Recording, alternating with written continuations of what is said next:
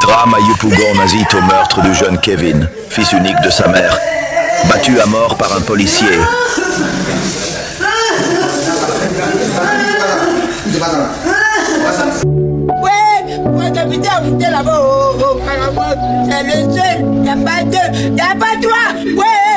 La douleur d'une mère qui ne reverra plus jamais son fils unique.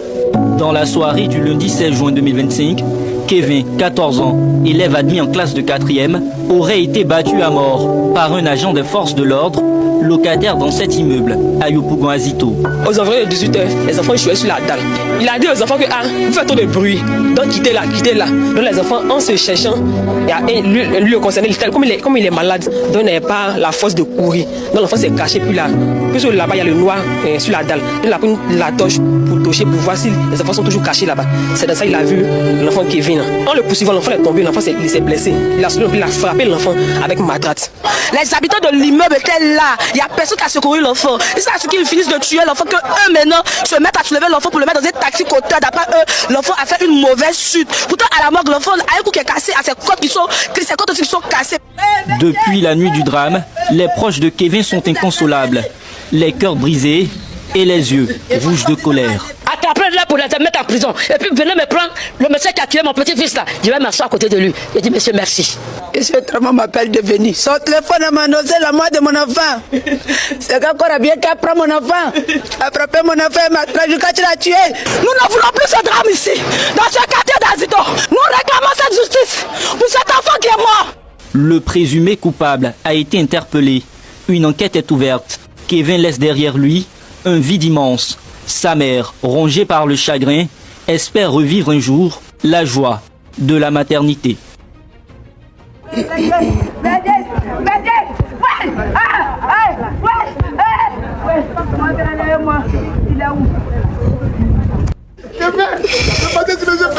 Je vais manger sans dire, il faut prendre un jeune qui est malade.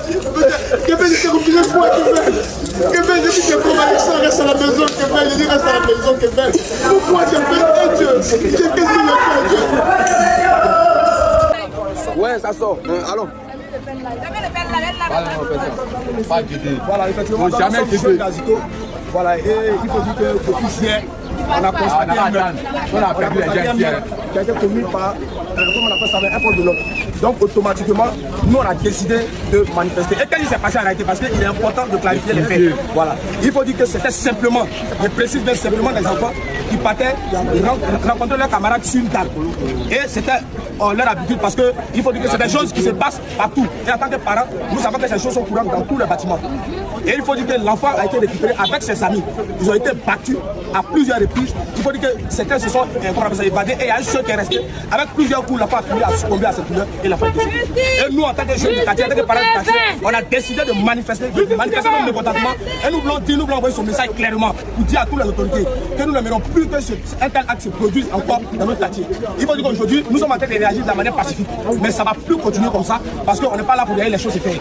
Étant donné que chacun de nous a des enfants, si un problème arrive dans un enfant d'une autre personne, nous croyons que ce problème va nous concerner nous tous. C'est pourquoi nous sommes sortis pour crier nos ras-le-bol, pour manifester nos solidarités et pour dire qu'Azito n'est pas pareil à tous les quartiers. Il faut que les gens fassent très très attention. Et désormais, nous n'allons plus nous comporter tel que nous sommes en train de le faire maintenant. Donc, ce que ce message soit perçu clairement, nous attendons, les autorités nous ont dit qu'il y a des personnes qui viennent nous rencontrer. C'est pour cela que nous sommes là. Et quand il viendra, nous allons réexpliquer encore comment est-ce que les choses sont passées et puis que la procédure suit son cours. Voilà, parce que nous ne voulons pas entendre que les choses se sont arrangées à l'amiable. Nous voulons que justice soit rendue. Parce que l'enfant ne sera plus de susciter, mais nous aussi, il faut que des actes clairs soient posés pour que chacun de nous aussi puisse appeler sa douleur. Je vais manger sans dire, il faut prendre un jeune qui est malade. Kevin, je t'ai refusé quoi, Kevin? Kevin, je dis que convalescent, reste à la maison, Kevin. Je dis reste à la maison, Kevin. Pourquoi Kevin? Dieu, qu'est-ce que je fais? Imaginez-vous, vous avez un enfant dont les amis viennent le récupérer pour aller jouer. C'est normal, les enfants jouent entre eux. Et puis quoi, des enfants de 10 à 14 ans, ils vont aller jouer sur un immeuble où vivait un de leurs amis là-bas, où il y a un corps habillé. Malheureusement, je le dis, il y a un corps habillé qui vivait là-bas. Et ce corps habillé va prendre la matraque et va commencer à d'abattre ses enfants. Jusqu'à il y a un qui va dire. En effet, c'est le chagrin de cette mère.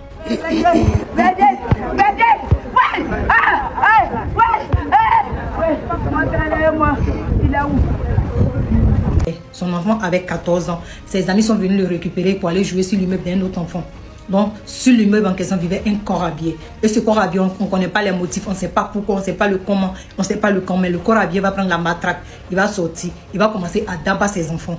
Il va commencer à d'abattre ses enfants. Maintenant, les enfants vont réussir à s'enfuir. Maintenant, quand ils vont réussir à s'enfuir, le monsieur en question, le corps habillé en question, il va attraper un enfant parmi ceux qui se sont enfuis. C'était l'enfant de cette dame en question. Et il va commencer à d'abattre de plus l'enfant. Il va le tabac jusqu'à l'enfant va rester dans sa main. L'enfant a déjà dans sa main. L'enfant a déjà dans la main du corps habillé. Normalement, un corps habillé, ça sert à protéger. Ça sert à... Bon, je ne sais pas quoi dire de plus, quoi. Mais ce corps habillé, il a déjà cet enfant. Donc, c'est l'affaire là qui est là actuellement. Mais ce qui est bizarre, c'est qu'en comment un corps habillé va d'abattre un enfant avec une matraque jusqu'à déjà cet enfant. Vraiment, qui repose en paix. Apparemment, la famille, c'est grave, c'est très grave. Le petit qui a été tué par le policier se nomme Kevin.